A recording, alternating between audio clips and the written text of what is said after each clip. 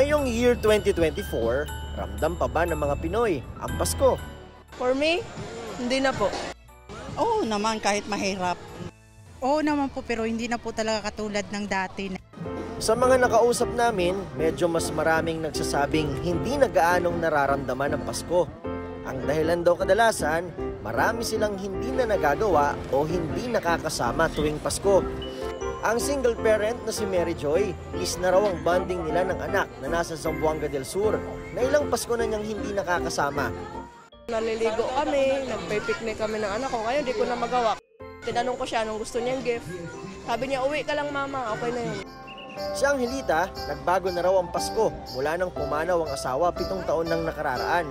Lagi namin kasama, kami mga anak niya, lagi namin kasama yan tuwing Pasko, pumupunta kami dito sa Circle 25. Pagkagaling namin dun sa tita namin, sa tita ko, diretso kami dito. Pero kailangan niya raw mag-move on para sa mga anak at apo.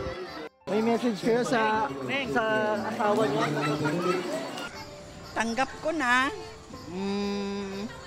Okay na kami, basta gabayan mo lang kami, always. Si Jojo naman, nagpapasalamat na nariyan ang mga anak, nagpapaalala na ang Pasko ay para talaga sa mga bata.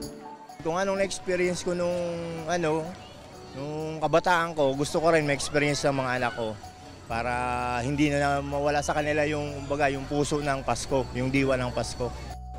Sa tingin nga ni Jojo, posibleng hindi nagbago ang feels ng Pasko, kundi nagbago lang ang ating mga prioridad at responsibilidad.